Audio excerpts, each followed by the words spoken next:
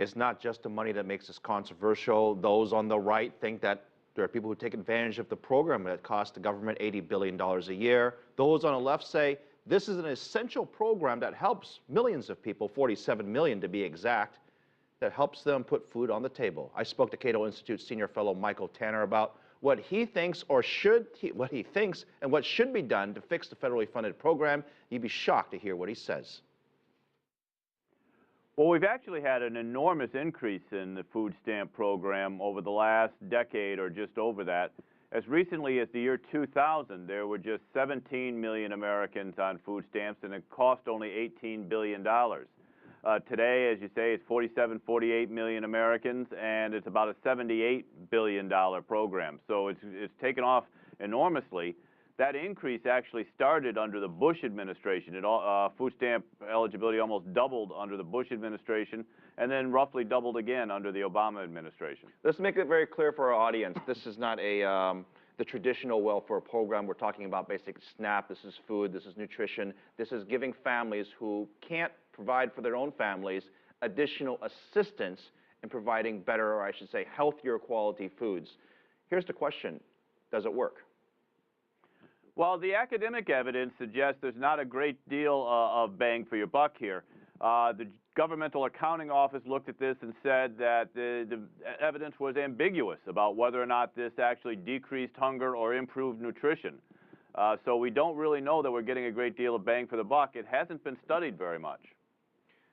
One of the questions that we've been talking about prior to this interview is the fact that you qualify by getting a low wage, and there are obviously many low-wage jobs out there, including minimum wage jobs. I don't want to name out specific companies, but you can guess who they are. They're very big multinational firms that do pay a low wage. Some would argue that perhaps that we're basically subsidizing those low wages because they're not living wages, and therefore we have to pay extra in programs such as this and the food stamps to make up the difference. Well, we're subsidizing them a lot less than if they didn't hire those workers at all. The fact is you can't artificially increase wages above the additional productivity that a worker brings to the job. And when we're talking about people with minimal skills or low attachment to the labor force, they don't produce a great deal initially. If you try to force businesses to pay them more, they're simply going to eliminate those jobs. And then the people have no job at all, and yes, then we have to support them. Today marks the day that the food stamp program takes a step back. Modest cuts across the board depending on the income level and the family levels. I'm curious as to what's the longer term solution. Obviously, having 15% of the American population on food stamps is not sustainable. Well, that's right, and I would rather not be making these sort of across-the-board cuts if we could help it. I think what we really need to do is make structural reforms in the program. For example, we need to restore the work requirements that were part of the program prior to 2010. That is, that people who want to be receiving benefits need to be working or participating in job search or job training programs. We need to end the sort of loopholes that have allowed states to expand their benefits and expand their membership roles beyond what was intended. We're adding too many able-bodied adults to the roles, not focusing these benefits on the people who really need help, like children and the elderly. I'm going to help you translate that into something less politically correct. You're saying that people are taking advantage of this program, and that begs my second question, which is, can states do more to perhaps verify income, verify eligibility, and make sure that the money and the food goes to the people and families that need it most?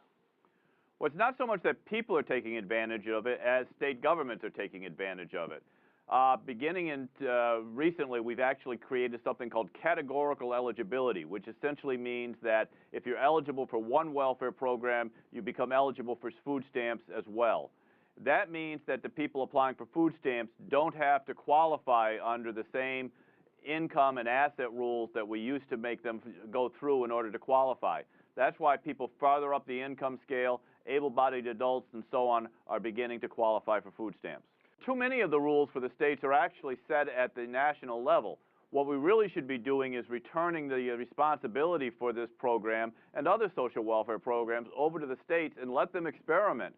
Perhaps they want to use more of the money to create jobs or to do job training rather than simply to give people a few dollars to eat with. We spend far too much time trying to make poverty a bit more comfortable and not enough time trying to find ways to get people out of poverty.